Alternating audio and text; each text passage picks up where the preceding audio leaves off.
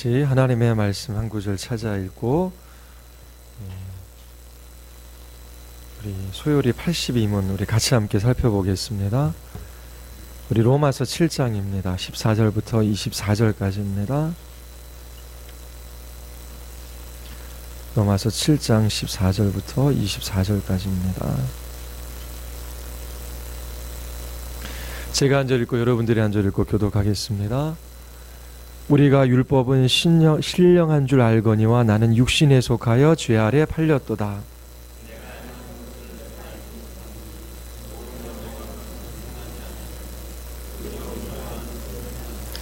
만일 내가 원하지 아니하는 그것을 행하면 내가 이로써 율법이 선한 것을 시인하노니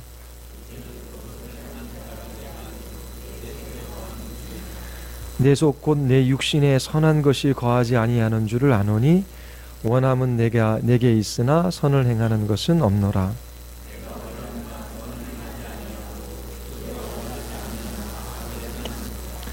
만일 내가 원하지 아니하는 그것을 하면 이를 행하는 자는 내가 아니요 내 속에 거하는 죄니라.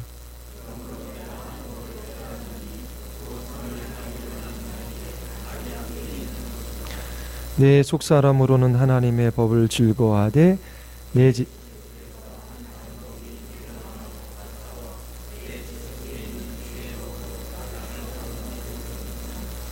오라 나는 곤고한 사람이로다. 이 사망의 몸에서 누가 나를 건져내랴. 아멘. 우리 말씀 듣기 전에 기도하시겠습니다. 하나님, 이 오후에 저희들이 하나님의 말씀을 배워가려고 합니다. 성령께서 가르쳐 주시고 인도하여 주시옵소서. 이 땅에서 죄와 싸우는 믿음의 영적인 군사들로 저희들이 서나가게 하여 주시고 그 죄와의 싸움에서 승리하는 삶을 살아가게 하여 주시옵소서. 예수 그리스도의 이름으로 기도드리옵나이다. 아멘. 예, 우리 소요리 82문 주보에 있습니다. 우리 같이 함께 읽어보겠습니다. 82문 하나님이 주신 계명을 완전하게 지킬 수 있는 사람이 있습니까?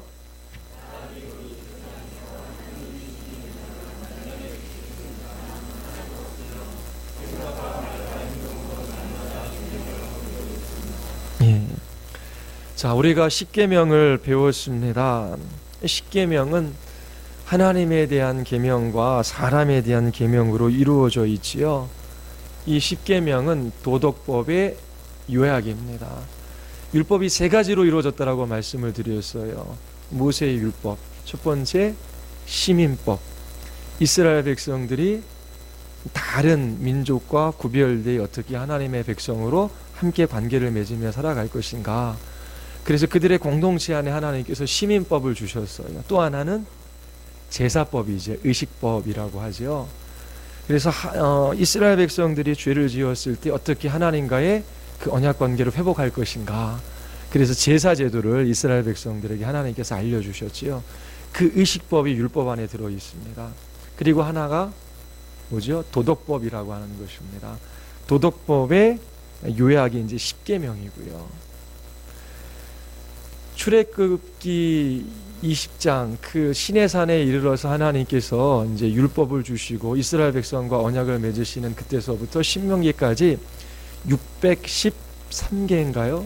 613개 제가 세보지는 않았어요. 책을 읽어보니까 613개의 그 15개인가 13개의 그 율법이 기록되어져 있다라고 합니다. 그러면 그 600여 개의 율법이 어떤 거는 시민법, 어떤 것은 의식법, 어떤 것은 도덕법이죠. 시민법과 의식법, 이것은 예수 그리스도 안에서 다 이루어진 것이죠. 이 도덕법, 십계명으로 요약될 수 있는 이 도덕법만 시대를 초월해서 우리에게 적용되어질 수 있습니다. 오늘 양 잡아다가 와서 하나님 앞에 제사 드리고 예배 드리는 사람 없잖아요. 예수 그리스도 안에서 그 모든 제사법, 의식법이 성취되어졌기 때문입니다. 이 십계명은 도덕법의 요약입니다. 부정적인 명령도 있고 이제 긍정적인 면도 있습니다. 그리고 우리가 어떻게 행동해야 될까라고 하는 그 행위에 관해서, 태도에 관해서 이야기할 뿐만 아니라 우리의 마음 안에 있는 그 탐심에 관해서도 이 십계명이 이야기하고 있습니다.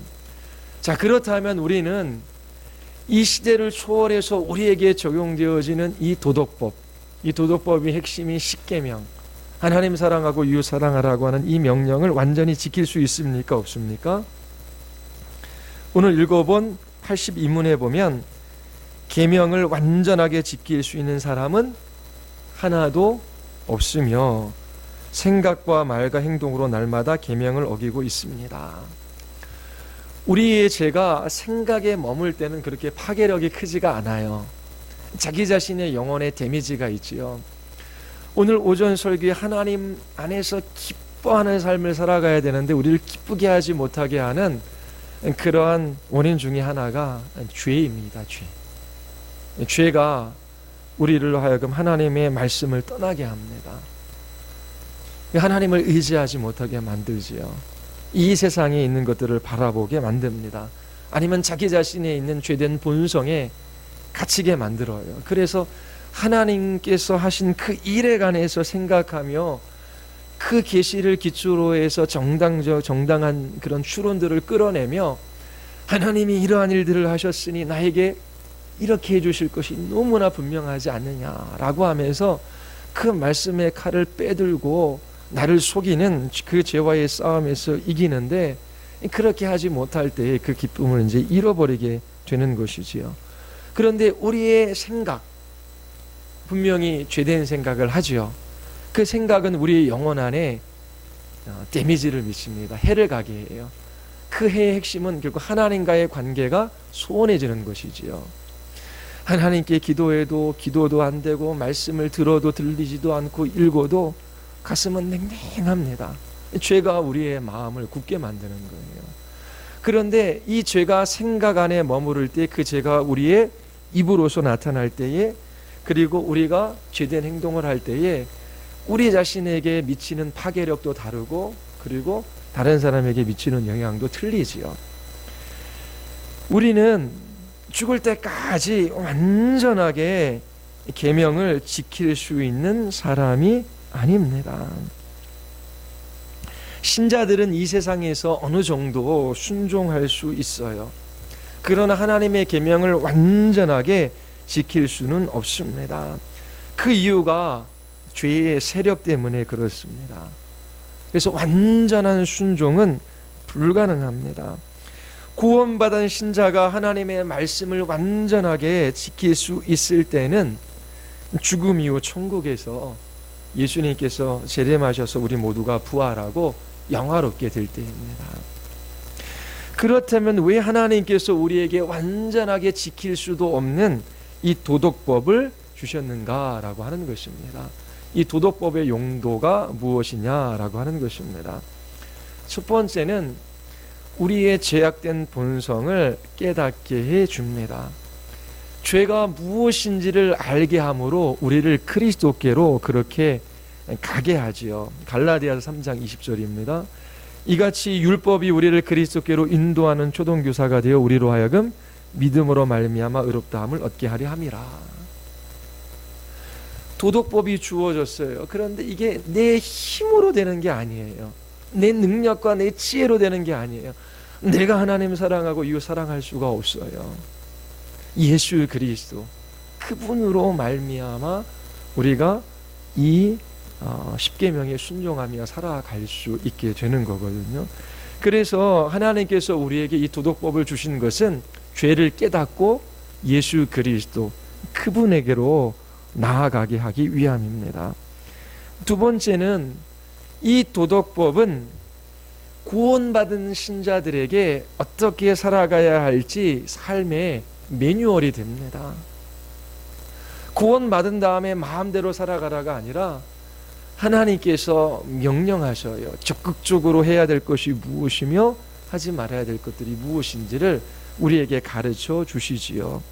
그래서 어느 정도 우리의 삶의 가이드라인이 제공되어지는 거예요. 자, 그러면 이런 이유로 하나님께서 우리에게 십계명을 주셨는데 역사 가운데 아주 잘못된 사상 두 가지가 있어요. 하나는 도덕 폐기론입니다. 또 하나는 완전주의예요. 완전주의예요. 하나님의 말씀에 완전히 순종할 수 있다라고 하는 것을 주장한 사람들이 있습니다. 첫 번째 도덕 폐기론은 우리가 은혜 언약에 있지 행위 언약 아래 있지 않다. 그래서 우리가 구원받는 것은 율법을 지켜서 구원받는 것이 아니잖아요. 예수 그리스도를 믿음으로 말미암아 하나님께서 우리를 의롭다 여기심으로 우리가 구원을 받는 거예요. 내가 하나님 앞에 순종하지 않았는데 예수님께서 순종하셨어요. 내가 하나님 앞에 죄값을 받아야 되는데 예수님께서 대신 죄값을 받으셨어요. 중보자이신 예수 그리스도, 그분이 하신 그 일, 그걸 통해서 나를 보시는 거거든요. 그래서 나는 한 것이 없음에도 불구하고 그리스도께서 행하신 것이 나의 것이 되는 거지요. 나의 것으로 하나님께서 여겨주셔요. 우리가 이처럼 은혜 언약 아래 있다라고 하는 것입니다. 그러면 나는 아무것도 행하지 않고 그리스도께서 순종하셨기 때문에 그 순종이 나의 의가 되고 그리스도께서 죄값을 받으셨기 때문에 나는 죄 형벌을 받지 않고 구원받았어요. 그러면 이러한 칭의가 하나님의 선택과 같다라고 주장을 해요. 하나님께서 한번 선택하셔서 의롭다 하셨으면 하나님께서 그 구원을 이제 확실하게 보증해 주시고 그리고 우리는 하나님 나라 가는 것이죠. 그리고 이렇게 도덕 폐기론자들이 주장하는 것은 칭의가 믿음보다 앞서다라고 이야기를 해요. 어떤 사람이 믿음을 갖기 이전에 하나님께서 먼저 의롭다 하셨다. 이제 그런 이야기를 합니다. 구원받은 백성 혹은 구원받을 백성은 결국 구원을 받게 될 것이며 그들은 칭의로 인하여 미래의 모든 죄도 용서함 받은 것이기 때문에 자신의 구원에 대해서 걱정하거나 염려할 필요가 없다라고 이야기합니다. 하나님의 구원이 영원에서 취소되지 않는다라고 하는 거예요. 맞는 거죠. 근데 문제는 로마서 6장 한번 보십시오. 로마서 6장.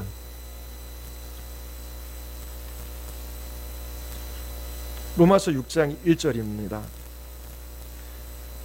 우리 같이 한번 읽어볼까요? 다 같이. 그런즉 우리가 무슨 말을 하리요? 은혜를 더하게 하려고 죄에 거하겠느냐? 자, 예수 그리스도의 순종의 의가 나의 것이 되고 내가 받아야 할 죄값을 예수님께서 받아서 돌아가셨어요. 하나님께서 구원받은 백성 혹은 구원받은 백성은 결국 구원을 받게 될 거예요. 칭의로 말미암아 나의 모든 죄가 용서되어졌어요. 과거, 현재, 미래의 모든 죄가 용서되어진 것이죠. 우리는 구원에 대해 걱정할 필요가 없어요. 그런데 이렇게 이야기하는 사람이 있어요. 모든 것이 율법과 상관없이 그리스도께서 하신 일이고 나는 믿기만 하면 그러면 내가 죄를 지어도 그리스도께서 베푸신 그 은혜로 말미암아 나는 구원받는 거 아니냐. 만약에 내가 죄를 많이 지면 그 그리스도의 은혜가 더 크게 나타나는 거 아니냐. 왜냐하면 구원이라고 하는 것은 율법을 지킴으로 얻는 게 아니잖아요. 그리고 어떻게 은혜로 우리에게 얻은 거니까 내가 죄를 지으면 그리스도의 은혜가 더 많이 나타나기 때문에 그렇게 문제가 되지 않다라고 생각하는 사람들이 있는 거죠. 그래서 한 번 구원은 영원한 구원이며 나의 과거, 현재, 미래의 모든 죄가 용서되어졌고 나는 구원받을 것이 확실하기 때문에 나는 이제 어떠한 어려움도 문제도 없다. 내 구원은 취소되지 않는다. 그렇게 생각하면 이제 율법은 필요가 없는 거예요. 그러니까 하나님의 계명을 지키며 살아가는 그 삶과 나의 구원은 관계가 없어요. 그래서 이 하나님의 율법은 필요가 없다. 이 계명은 도덕법은 필요가 없다라고 주장하는 사람들이 있었어요. 맞잖아요. 예수님께서 나를 죄를 위해 십자가 달려 돌아가시고 그의 의가 나의 것이 되고 그가 나를 대신해서 과거, 현재, 미래의 모든 죄값을 받으셨어요. 한 번 구원은 영원한 구원이에요. 그러면 구원받은 신자 하나님께서 그렇게 선택하셨어요. 나를 의롭게 하셨어요. 칭의와 선택을 같은 선상에 놓거든요. 그러면 나는 이제 구원받은 게 너무나 확실하잖아요.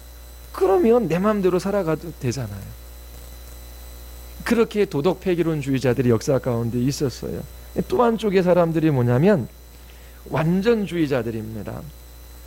감리교를 창시한 제 웨슬레가 완전주의자예요. 성결 운동을 했는데 이 얘기한 게 뭐냐면 회심의 체험이 있어요. 죄에서 돌이켜 예수 그리스도를 붙드는 회심의 체험이 있는데 그 회심의 체험으로는 우리가 어떻게 해요? 완전한 성화를 이룰 수 없다. 첫 번째 회심은 형식적인 그리스도인들을 만들어낼 뿐이다. 두 번째의 성화의 체험이 필요하다. 두 번째 축복의 체험. 그래서 완전한 그리스도인이 그때 될 수 있다라고 하는 거예요. 교회 안에는 두 종류의 신자가 있어요. 이제 죄에서 돌이켜 예수 그리스도를 믿음으로 말미암아 그렇게 살아가는 첫 번째 회심 한 사람들, 형식적인 그리스도인들이 있고, 이제 두 번째의 축복의 체험, 완전한 그리스도인이 되기 위하여 이러한 체험이 필요하다. 근데 이것이 어디서부터 비롯되어졌냐면 18세기에 미국에서도 부흥이 있었는데 그 부흥 때에 그 형식적인 그리스도인, 그러니까 참된 그리스도인이 아니지요. 자기는 죄인입니다, 나 예수 그리스도 믿습니다 라고 하는데 정말 구원받은 사람들은 아니었어요. 그런데 이 부흥이 일어나자 이들이 정말로 참여하며 그리고 예수 그리스도를 믿게 되는 그러한 경험들을 갖게 된 거예요. 이 영적인 각성, 자기 자신이 정말 죄인이며 하나님의 진노와 심판을 받을 수밖에 없는데 하나님께서 나를 사랑하셔서 이렇게 구원하시는구나. 그러면서 이 부흥의 때에 하나님의 사랑이 그 마음 안에 부음받아요. 그 사랑으로 인해서 죄를 깨닫고 그리고 눈물 콧물을 흘리면서 회개하고 그러면서 수많은 사람들이 그 죄의 자리에서 돌이켜 주께로 돌아오는 그런 부흥의 역사가 있었어요. 그런데 이 웨슬리안의 그 완전주의자들은 이 부흥 시기에 일어났던 이 부흥회와 같은 이제 집회로 이것을 발전시킵니다. 저 어렸을 때도 보면은 감리교인이었거든요. 부흥회라고 하는 거 아십니까? 부흥회? 이 부흥회가 여기서 시작된 거 뭐냐면 완전성화론자들로부터 시작된 거거든요. 부흥회 때에 외부 강사 오셔서 북치고 그리고 뭐 성령이 오셨나 열렬하게 찬양하고 막 기도하고 그러면서 그 성령 체험. 근데 그때에도 이걸 알려주는 사람은 없었는데 그런 부흥회가 왜 열렸냐면 처음에 예수님을 믿는 것은 이제 첫 번째 회심의 체험은 형식적인 그리스도인에 불과하고 이 부흥회를 통해서 두 번째 영적 체험을 해서 새로운 그리스도인으로서의 비전을 열어줄 필요가 있다라고 하는 거예요. 그래서 이 18세기에 부흥이 일어났던 이 시대에는 그들이 그리스도인이라고 하지만 그리스도인이 아니었어요.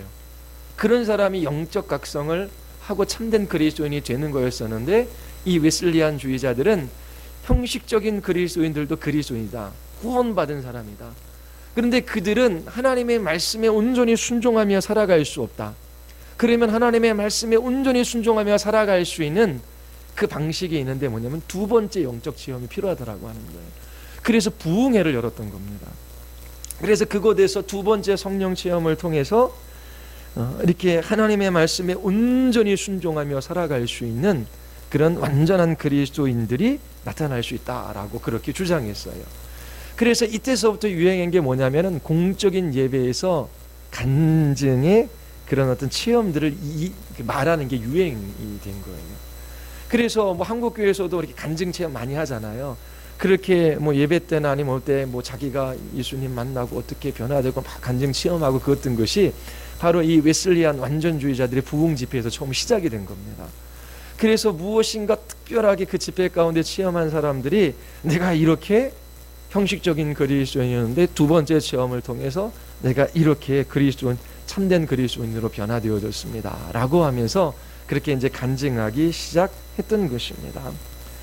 칭의라고 하는 것은 첫 번째 회심이고 성화와 구별되는 다른 그 경험이 필요하다. 이 칭의와 구별되는 다른 성화의 경험이 필요하다. 그것은 결국 이 두 번째 체험을 통해서 완전하게 성화되어질 수 있다라고 그렇게 주장했던 사람들이 있습니다. 그런데 한번 보십시오. 오늘 우리가 읽은 성경 본문도 결국은 죄의 문제를 다루거든요. 역사적으로 이 로마서 7장에 있는 이 사도 바울이 회심한 이후 구원받은 이후의 고백이냐 아니면 구원받기 전의 고백이냐, 아니면 구원받은 후에 자기의 구원받기 전의 일들을 회상하면서 말하는 것이냐라고 하는 논쟁이 계속되어 왔어요. 근데 전통적으로 개혁주의에서 해석하는 것은 구원받은 후 사도 바울의 경험이다. 이 나중에 이제 로마서 할 때 그때 여러분들에게 설교해 드릴 거예요. 7장 14절에 보면은 이 12절 내 속으로는 하나님의 법을 즐거워해요. 구원받지 못한 사람은 하나님의 법을 즐거워할 수 없지요. 24절에 보면은 이제 23절에 보면 싸움이 있지요. 그리고 24절에 보면 오라 나는 곤고한 사람이다. 이 사망의 몸에서 누가 나를 건져내랴. 이것은 구원받은 신자의 고백이다. 이제 그건 나중에 논리를 여러분들에게 피겠습니다. 그렇게 이제 해석을 해요. 그래서 구원받은 신자들에게 여전히 그 남겨진 죄와의 싸움의 문제가 있다라고 하는 것입니다. 그래서 예수 그리스도로 말미암아 우리가 이제 의롭게 되어지고 그리고 모든 과거 현재의 미래의 죄가 용서되어져서 한 번 받은 구원은 영원하고 취소가 되지 않기 때문에 나는 마음대로 산다라고 하는 방종한 삶, 그 도덕 폐기론, 율법주의적인 삶, 성경에서 말하는 그리스도인의 삶이 아니에요. 또 한쪽에서는 내가 예수 그리스도를 믿는다라고 고백을 했어요. 내가 죄인인 것을 알아요. 그런데 비그리스도인과 별반 다를 바가 없거든요. 그럼 문제가 뭐냐? 두 번째 영적 체험이 없기 때문이다. 두 번째 성령 체험이 없기 때문이다. 그래서 형식적인 그리스도인, 그냥 승인을 통해서 첫 번째 회심으로만은 안 되고 두 번째 영적 체험이 우리의 눈을 열어줘. 정말 우리가 완전한 그리스도인, 완전한 성화의 삶을 살아갈 수 있게 한다라고 하는, 그렇게 주장하는 사람들이 있는데 그것도 성경의 사상이 아니다라고 하는 것이죠. 우리는 이 세상에서 완전하게 계명을 지키며 살아갈 수가 없어요. 그래서 완전주의를 우리는 배격하지요. 성경에서 기록된 역사적으로 훌륭한 믿음의 사람들이 있지요. 그 사람들도 다 죄를 지었어요. 아브라함 자기 자신의 부인을 누이라고 속이고 거짓말을 했지요. 모세는 망령된 말을 하나님께 했어요. 다윗은 구원받은 이유라고 생각이 되죠. 그래서 다윗은 우리아의 밧세바를 간음했어요. 그리고 군대 장관을 전쟁터에 보내서 살인했어요. 예수님의 제자인 베드로는 어떻습니까?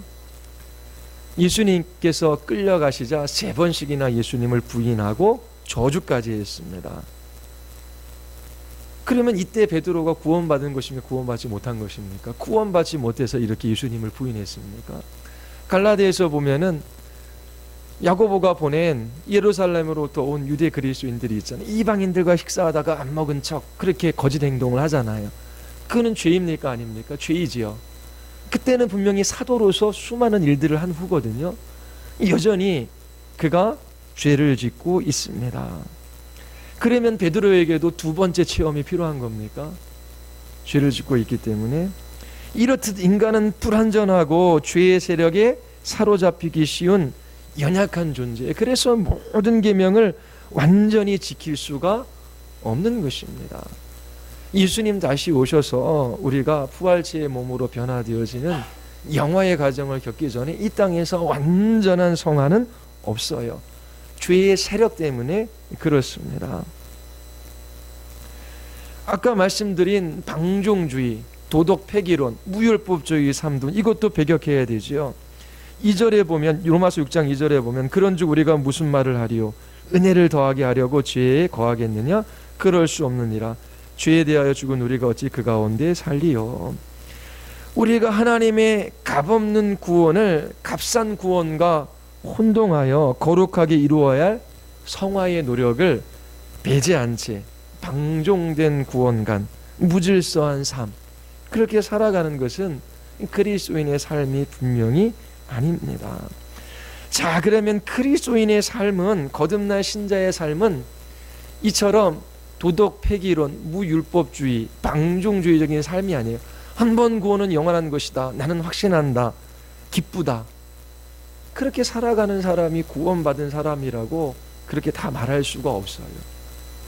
또 한쪽에서는 완전주의를 주장하는 사람이 있지요. 그것도 성경의 사상이 아닙니다. 그리스도를 바라보며 성령 하나님을 힘입어 우리가 점진적으로 거룩해져 가는 그러한 성화의 삶을 살아가야 하는 거예요. 성화의 삶의 특징이 뭐냐면 그리스도의 십자가의 보혈의 피로 날마다 깨끗해지는 것입니다. 회개하는 삶이 있어요. 죄에서 돌이키는 회개가 있어요. 만일 우리가 우리 죄를 자백하면 그는 미쁘시고 의로우사 우리 죄를 사하시며 우리를 모든 불의에서 깨끗하게 하실 것이요. 요한일서 2장 9절의 말씀입니다. 그리고 거듭난 신자들은 죄와의 싸움이 있습니다. 한 계단 한 계단 올라가듯이 점진적인 성화의 과정을 거치는 것이지요. 신앙이 어린아이와 같은 때가 있어요. 근데 어린아이들이 오래도록 머무는 사람도 있지만 어떻게 해요? 시간이 지나가면서 그 신앙이 자라가야 되는 것이지요. 그리스도의 장성한 분량까지 이루어야 하는 것입니다. 우리 로마서 8장 12절 13절 우리 한번 보겠습니다. 한번 찾아보시겠습니다.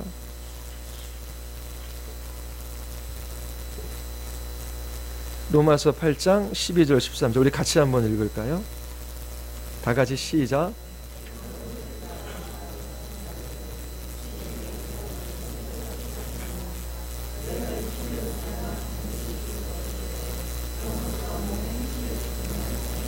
예, 이제 8장 13절을 같이 배울 날이 있을 텐데요. 그리스도인의 삶은 단거리 경주가 아니에요. 100m 달리고 끝나는 것이 아니라 마라톤과 같이요. 그리스도인들은 어느 한 삶의 부분에서만 그리스도인으로 사는 것이 아니에요. 모든 삶의 영역에 있어서 그리고 모든 시간 가운데 우리는 그리스도인으로서 살아갑니다. 때로 실패하고 넘어지지요. 그리고 다시 일어나 그리스도인의 삶을 살아갑니다. 그런데 이 그리스도인의 삶이 어떤 삶이냐면 육신에게 져서 육신대로 그렇게 살아가는 것이 아니라 13절에 보면 육신대로 살면 반드시 죽을 것이로되 영으로서 몸의 행실을 죽이면 살리라. 로마에 있는 그리스도인들에게 사도 바울이 말해 육신대로 살면 반드시 죽을 것이로되 너희들이 육신대로 살아가면 죽을 것이다. 그거는 죄와의 싸움에서 이기고 하나님의 말씀에 순종해야지 구원받을 수 있다라고 하는 말입니까? 그것은 아니에요. 그러면 도대체 육신대로 살면 반드시 죽는다라고 하는 말의 의미가 무엇인가? 그리고 어떻게 해요? 몸의 행실을 죽이는데 어떻게 죽여요? 영으로서 성령께서 몸의 행실을 죽인다라고 하는 거예요. 그 뭐 영으로서는 그럼 성령을 우리가 뭐 도구로 사용하는 것인가? 영으로서 라는 말의 의미가 무엇인가? 또 하나 몸의 행실. 몸의 행실이 무엇인가? 몸의 행실은 죽인다라는 것이 무엇인가? 이런 것들을 배워가야 되는 겁니다. 오늘은 이거를 다 이야기할 수 없고 이제 하나만 이야기하면 신자에게는 죄와의 싸움이 있다라고 하는 것입니다. 죄 죽임의 삶이 있어야 그렇지 않으면 죄가 우리를 죽이려고 합니다. 성경은 우리를 죄로부터 멀어지게 하지요. 아니면 죄가 우리를 성경으로부터 멀어지게 하나 하든지 둘 중에 하나밖에 없습니다. 우리는 성령의 검인 하나님의 말씀을 가지고 우리를 공격하는 죄와의 세력과의 그 싸움이 이 삶 속에 있는 거예요.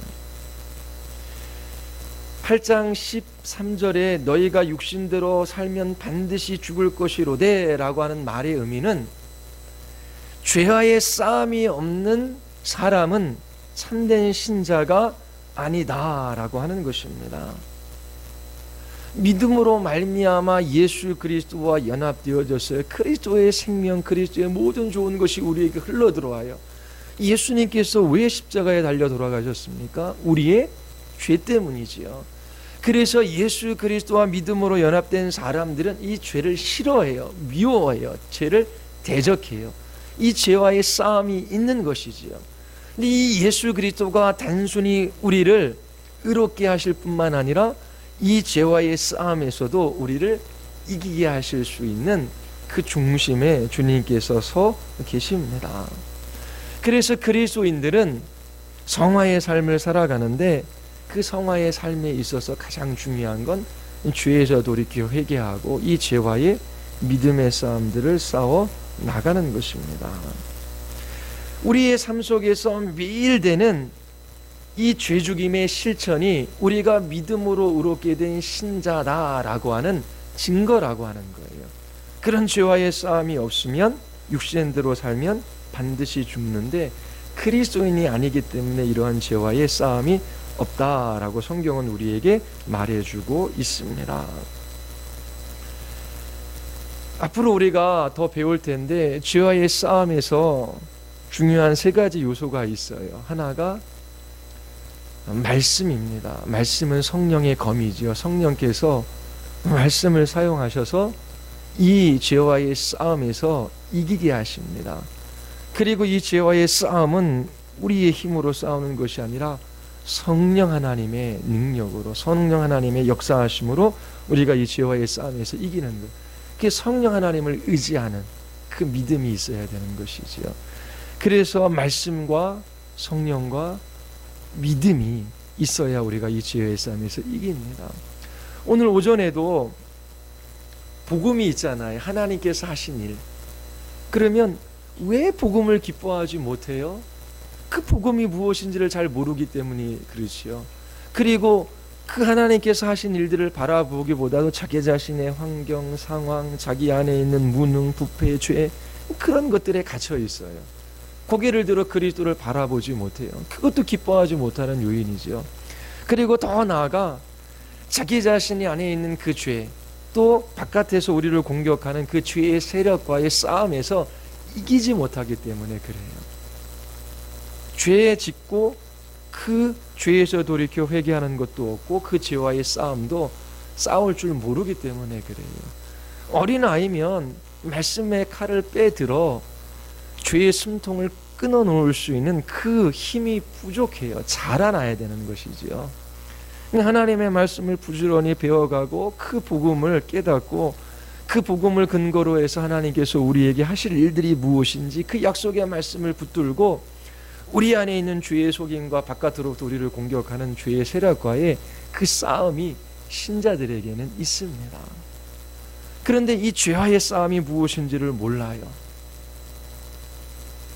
자기 자신의 체험과 경험, 마음에 느끼는 것만 그렇게 바라보며 살아가지요.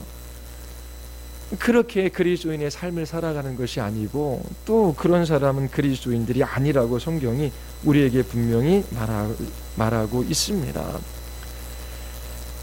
우리는 구원받은 신자가 되었다면 반드시 성화의 삶을 살아갑니다. 이 죄와의 싸움이 있어요. 그 싸움은 끝나지 않아요. 끝나지 않아요. 완전한 순종이 없습니다. 죽을 때까지 그렇게 우리는 죄와 싸우도록 부름을 받았습니다. 그 죄와의 싸움 속에서 우리는 더 거룩하고 온전한 그리스도인으로 하나님 앞에 서 나갈 수 있습니다. 우리 주 예수 그리스도만 높이는 삶을 살아가기 위하여 육신을 따라 사지 말고 영으로서 육체의 행실을 죽이는 그 죄와의 싸움이 신자들에게 있다. 이것이 성경의 사상입니다. 그러면 이제 앞으로 우리가 배우게 될 텐데 예수 믿고 나의 구원은 완전해. 한 번 구원은 영원한 거야. 끝. 그렇게 살아가지 않아요. 나에게 이 죄가 있는데 나는 불순종하며 살아가는 연약한 인생 너무나 괴로워요.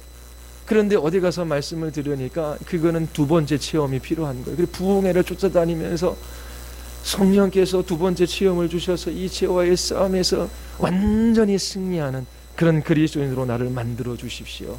그런 것도 없어요.